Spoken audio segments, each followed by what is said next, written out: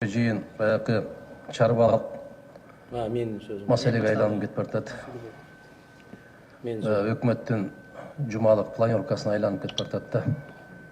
Биз концептуалдуу маселелерди карашыбыз керек да. Биз кайда олтурабыз дагы, кайда баратабыз, кайда барабыз, эмне болуп атабыз.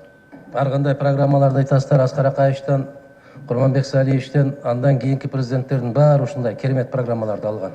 Ошол жерде ошол программалардын баарын ишке ашырабыз деген өкмөт башчылары отурат, колдоп берген депутаттар отурат. Бүт баары жалган.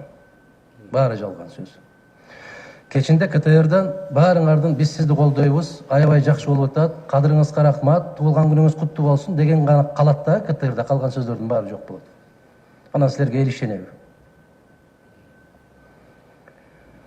Кандай программа болбосун, баарын ишке ашыра турган ал эл болот дагы, мамлекет болот. Мамлекеттеги кадрлар болот.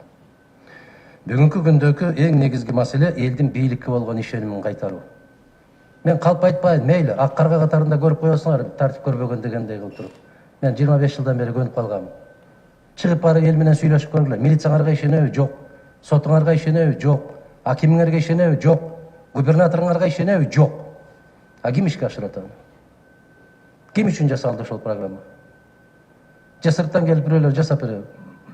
Жасасак ушул жерде отургандарыбыз баарыбыз жасайт элек 25 жылдын ичинде. Жасалбайт ал нерсе. Элдин ишеними болмайынча эч нерсе жасалбайт. Элдин ишенимин кантип кайтарабыз? Таза шайлоолорду өткөргөндө кайтарабыз. Мына бүгүн жогорку кеңеште отурган ар бир депутат 6 миллион сомдон турат. Булардын баасы 6 миллион сом. Элдин добушун алып келдиби? Акчаны таразага салып келишти. Ошон үчүн бүгүн жогорку кеңеште бир да бир атактуу же жазуучу, же акын, же профессор, же окумуштуу жок. Бүт базардан чыккандар келди.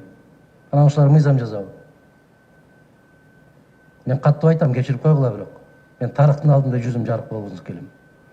Мен дагы сиздердей кылып мактай алам, көкөлөт алам. Бирок ачуу чындык андан кымбатыраак турат. Ошол шайлоо мыйзамын эгерде жогорку кеңеш жаза албаса, биз мына жана Ишенбай Дүйшөнбич айткандай 6 киши жазып, кол коюп тапшырып бергенбиз колдоруна. Бүгүнкү күндө Кыргызстанда кантип шайлоо өткөрүү керек? Канткенде биз баягы акчаны таразага салган эмес, интеллектуалдык аң сезимди таразага салган, Алтай Асылханович айтып аткан акылды аң сезимди, Медеш Шеримкулович айтып аткан мамлекеттүүлүктү таразага салган инсандар качан келет Кыргызда? Аны караган эч ким жок. Эмнеге? Себеби аны караш үчүн баш керек да. Аны түшүнүш керек. Бүгүнкү күндө жогорку кеңеш бул биржа. Муну өкмөттү колдоп бер десе колдоп берет. 3 күн өткөндөн кийин кокуй жаңылып калып турубуз, муну кетириш керек экен десе, дагы 5 киши кошулуп кетирип берет. Ушул өкмөт. Биз Аскар Акаевичтин мезгилинде нааразы болуп жүрүп турбуз. Чөнтөк парламент болуп калды, юридический отделге айланып калды деп. Биз ошондо ар бир министрди керек болсо өткөрбөй коет элек. Эмнеге? Программасы жакпайт эле. Бүгүн мени кечирип коесуздар, өкмөт башчыңардан баштап вице-премьериңиз бирөөсүн да тааныбайсың. Кайдан келип калды? Эмне болгон киши? Тажрыйбасы кандай? Ал кандай принцип менен келип атат? Мени жакшы көрөт, менин айтканымды жасайт. Натыйжада эмне болуп атканын көрүп атасыздар. Областтын, райондун жетекчилери, урматтуу коллегалар, күлкү болуп атат бардык жерге барганыңыздарда. Силер деле угуп атасыңар, тойго баратасыңар, бардыгыбыз эле Бишкекте көрүшүп жүрөбүз. Туфли сатып жүргөн, темир сатып жүргөн, башка сатып жүргөн киши губернатор болуп калды деген маселе ар бир жерде болуп атат. Улуттук стратегия боюнча, улуттук стратегия Конституциядан таптакыр түшүнүгү жок кишилер жазган муну. Эмнеге?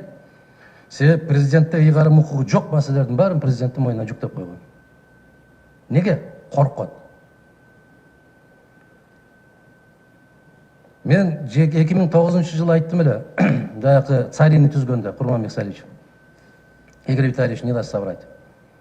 Курманбек Салиевич арабаны аттын алдына коюп чапкан киши кулап түшөт бир күндө.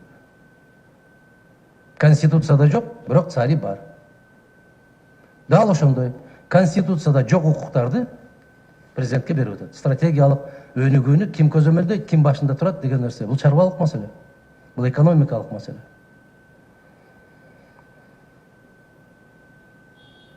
Ушул элибиздин жалпы деңгээлин кандай кылып көтөрөбүз? КТР, ЛТР сыяктуу мамлекеттик телеканалдарда ушундай дискуссиялар болгондо көтөрүлөт. Чакырып койгон болсо куттуктаганга эле кетпешил кыргыздар. Айланайын куттуктап, чапан кийгизип, бетинен өп, тебетейди жаап кеткенден кийин ушундай өкүр ташыбайт. Мына жерде кээ бир кишилер айтып кетишти, кеткен киши. Ошо кеткен кишини үзүлгөндү улаган, чачылганды жыйнаган киши болдуңуз деп бата бергенсиздер ушул жерде отуруп да. Эми кеткен экен, кечеден бери тепкилеп атасыздар. Элчилер боюнча бул жерде аябай катуу мамиле кылышыбыз керек. Элчилер бул мамлекеттин жүзү сыртта, кыргыз мамлекеттин жүзү. Бир кезинде мен Аскар Акаевичке айттым эле, Абдыган Эркебаевдин эсинде болсо керек, спикер болуп отурганда. Ушуларды кайсыл экскаватор менен чукуп таап алып атасыз деп. Кыргыздын баары ушундай, кебетелерин карабайсызбы деп.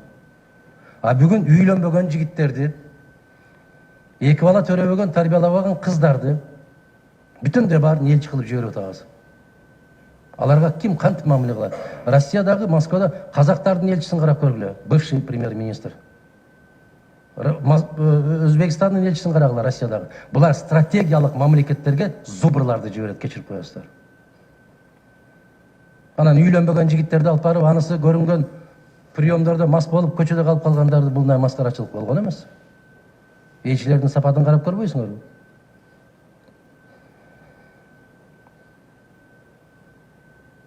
Четтеги биздин жарандарыбыз, айрыкча Россияда жүргөн жарандарыбызга эмне ошолорго шайлоо укугун бербейбиз? 1 миллионго жакын жигиттерибиз жүрөт, кыздарыбыз жүрөт. Эмне үчүн шайлоо кодексинде алардын конституциялык укуктары тебеленип калган? Эмне максат менен?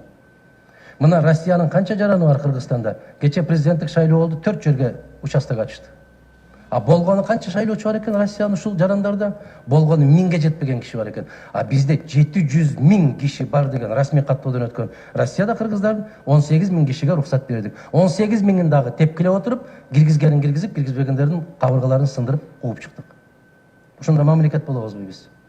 Анан ошондон мен ишеним пайда болобу? Ишеним жаралабы? Мен соңку сунушум, бул жерде баягы көп сөздөрдү айтпайм, себеп Сарымайдай катып жүрбөйм. Массалык маалымат каражаттарын ачсаңыздар, ошол жерде бүт күн сайын Мадумаров сунуштарын айтып атат. Кемчиликтерин айтып атат. Анан жолукканда гана айтам деп Сарымайдай катып жүргөн жерим жок.